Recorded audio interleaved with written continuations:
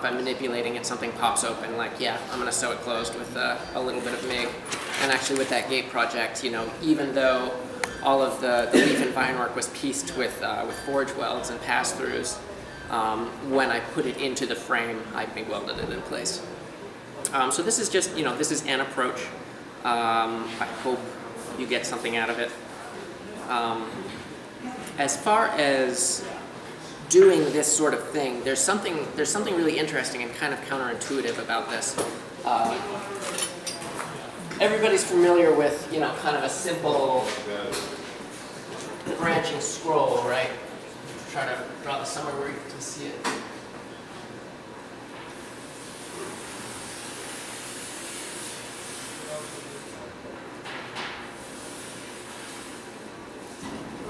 You guys think? Okay.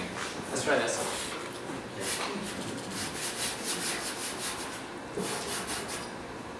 It's going to be a lot smaller, sorry.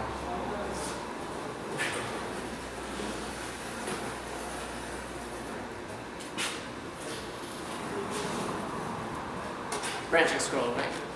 So there's a couple of different ways you could go about making something like this. You can make an S scroll or you know, make a long bar and lap a piece on to make this scroll. You could make a C scroll, or start one and lap a piece on, you know, to form your S. Or you could do, you know, one of those and just MIG weld it together. The reason that I like to use forge welds for this is because, believe it or not, I actually think it's a lot more efficient.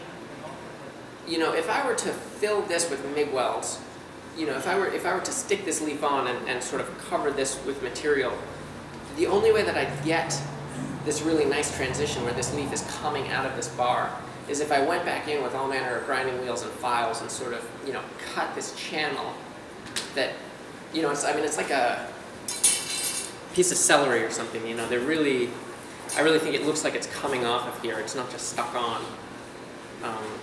It's got the organic look. It's got that organic look, exactly.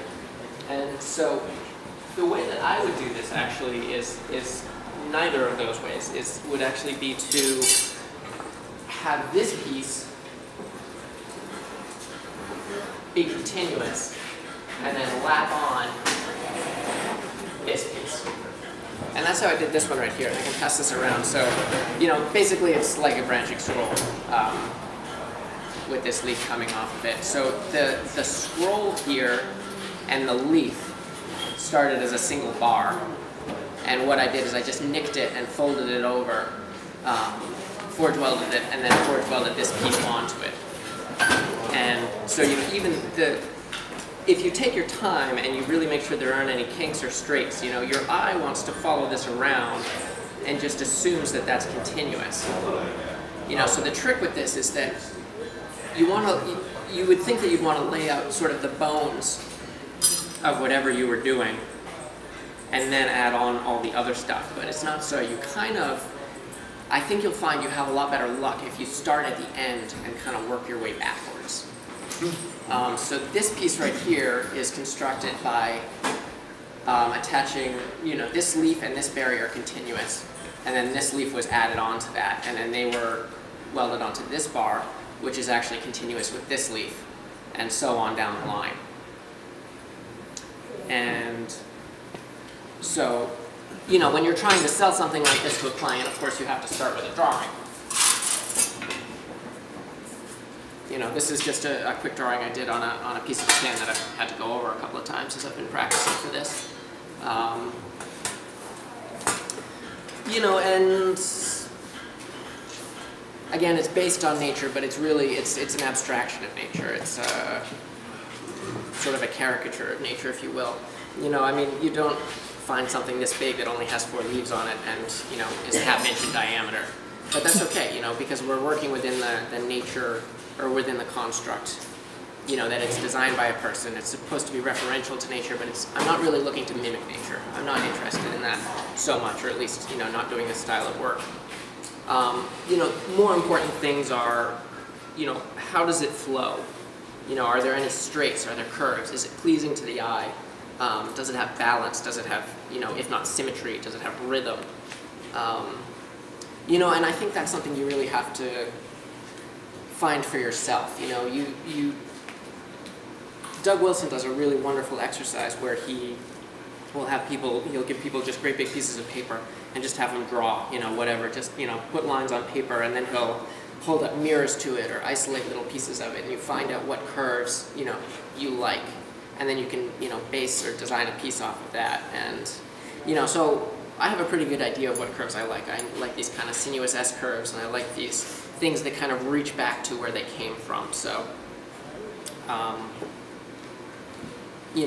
design is kind of relative. It's, it's what appeals to you. It's what is marketable to the client. Have you ever tried working with clay first, maybe? Yeah, absolutely.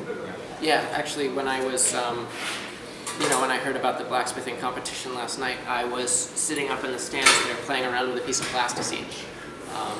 So yeah, absolutely, I work things out with clay beforehand. Now, when you do that with the clay on something, on a big project, how do you figure which part starts where? You always start from the top no matter what, work your way backwards? No.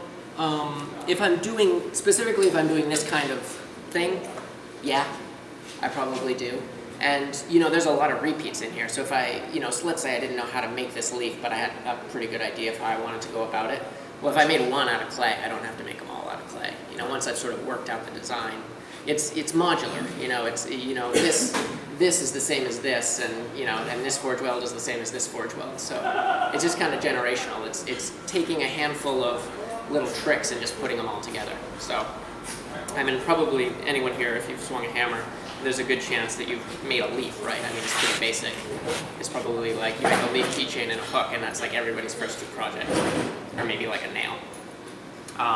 So I'm not going to spend a whole lot of time, making these. I have this kind of Julia Childs all together, so I'll show you a leaf because there's, there is some, there are some important things in there that I want to touch on, but, and this leaf is just, it's what works for me. It's something that I like. It's something that I can replicate pretty easily, and it's pretty quick to make. But there's more than one way to skin a cat. There's a million different kinds of leaves out there. Do what appeals to you. So, as I'm going about making this, I have to figure out, how much material I need for it. And so like, okay, well, how much material do I need for a leaf? How do I figure that out? Well, one of the things that I like to do is start with a known quantity. So this is a 1 foot bar. It's 12 inches. So when I forge a leaf off the end, I can take how much it grows, and then subtract my original length, and I know how much I've grown. And then I can use that to figure out, this length, and this length, and this length, and this length, and so on.